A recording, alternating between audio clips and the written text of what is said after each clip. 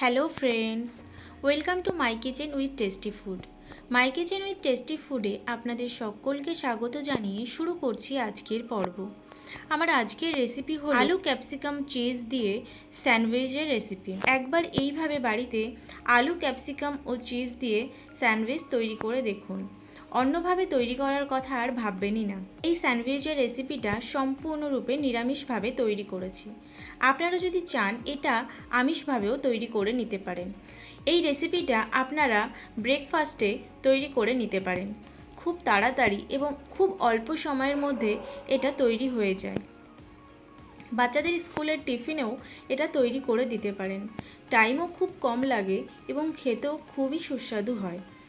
Video শুরু করার আগে আপনি যদি নতুন বন্ধু হয়ে থাকেন তাহলে চ্যানেলটাকে সাবস্ক্রাইব করার অনুরোধ রইল, আর পাশের বেল বাটনটাও প্রেস করে দেবেন এই রকম নতুন নতুন রেসিপির নোটিফিকেশান সবার আগে পাওয়ার জন্য। তো চলুন শুরু করা যাক। আলু স্যান্ডউইচ বানানোর জন্য প্রথমে কড়াইয়ে সামান্য পরিমাণে তেল গরম হতে দিয়েছি। এখানে আমি সাদা তেল ইউজ করেছি। এটা সাদা তেল ইউজ করলেই সবথেকে বেশি ভালো হয়। তেলটা গরম হয়ে গেছে, এবারে দিয়ে দিচ্ছি গ্রেট করে নেওয়া হাফ ইঞ্চি পরিমাণে আদা। আদাটা হালকা ফ্রাই হয়ে গেলে দিয়ে দিচ্ছি কিছু গুঁড়ো মশলা। দিয়ে দিচ্ছি 1/4 টিস্পুন পরিমাণ মতো হলুদ গুঁড়ো, হাফ টিস্পুন পরিমাণ মতো জিরে গুঁড়ো, 1/4 টিস্পুন পরিমাণ গরম মশলা গুঁড়ো, স্বাদ অনুযায়ী লবণ এবং 1/4 টিস্পুন পরিমাণ মতো কাশ্মীরি লাল লঙ্কার গুঁড়ো। এবারে মশলাটাকে 1 থেকে 2 সেকেন্ড মতো ফ্রাই করে নিয়ে দিয়ে দিচ্ছি সেদ্ধ করে নেওয়া আলু।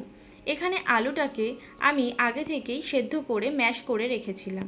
দিয়ে দিচ্ছি 3 থেকে 4টে কাঁচা লঙ্কা, যেটাকে কুচি করে রেখেছিলাম।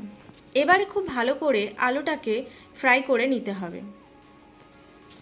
এবারে 2 থেকে 3 মিনিট মতো আলুটা ফ্রাই করে নিয়ে দিয়ে দিচ্ছি কিছুটা পরিমাণে ক্যাপসিকাম, যেটাকে লম্বা লম্বা করে কাট করে নিয়েছি, আর সঙ্গে দিয়ে দিচ্ছি কিছুটা পরিমাণে ধনেপাতা কুচি।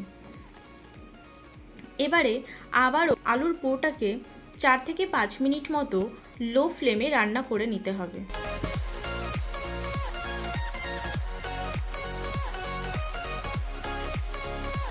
যখন দেখবেন আলুটা এইভাবে নিচ থেকে একদম উঠে আসছে, তখন বুঝতে হবে আলুর পুরটা সম্পূর্ণরূপে রেডি। আলুর পুরটা তৈরি হয়ে গেছে। এবারে আলুর পুরটাকে সাইডে রেখে দিয়ে ব্রেডটাকে তৈরি করে নেব। এখানে একটা বড় সাইজের স্যান্ডউইচ ব্রেড নিয়ে নিয়েছি। প্রথমে ব্রেডের উপরে কিছুটা পরিমাণে টমেটো সস দিয়ে দিচ্ছি। সসটাকে খুব ভালোভাবে একটা চামচের সাহায্যে পুরো ব্রেডের উপরে স্প্রেড করে নিতে হবে। দিয়ে দিচ্ছি তৈরি করে রাখা আলুর পুরটাকে। আলুর পুরটাকে একটু বেশি করে দিলে স্যান্ডউইচটা খেতে ভীষণই ভালো হয়।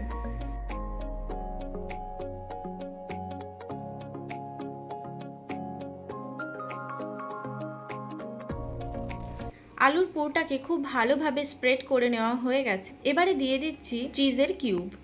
এখানে চিজের কিউবটাকে আমি গ্রেটারের সাহায্যে গ্রেট করে দিয়ে দিচ্ছি।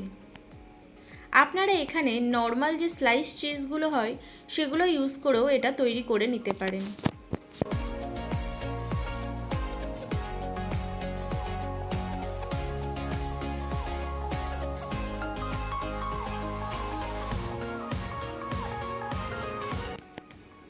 চিজটাকে খুব ভালোভাবে গ্রেট করে নেওয়া হয়ে গেছে। এবারে আরেকটা স্যান্ডউইচ ব্রেড উপর থেকে দিয়ে দিচ্ছি।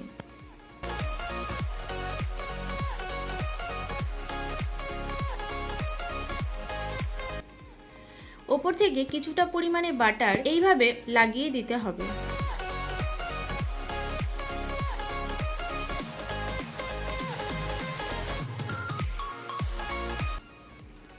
এবারে গ্যাসে একটা ফ্রাই প্যান বসিয়ে ব্রেডটাকে সেঁকে নেব।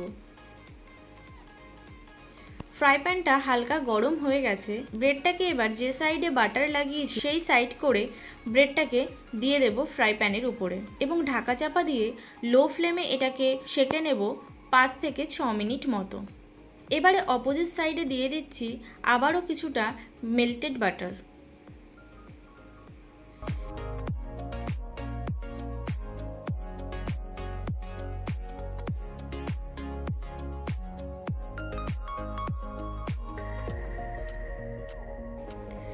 মিনিট মতো হয়ে গেছে। এবারে ব্রেডটাকে উল্টে দিতে হবে।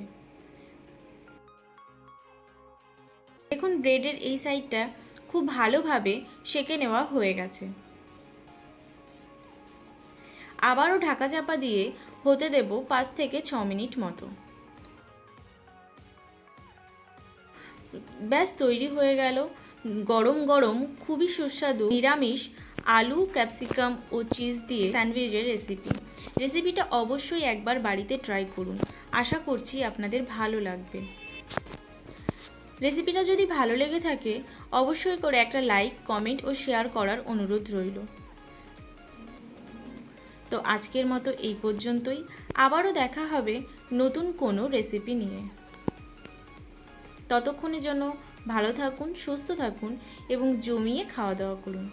আর আপনারা যদি কোনো রেসিপি ভিডিও দেখতে চান তো অবশ্যই করে আমাকে কমেন্ট করে জানাতে পারেন আপনারা কী ধরনের রেসিপি ভিডিও দেখতে চান।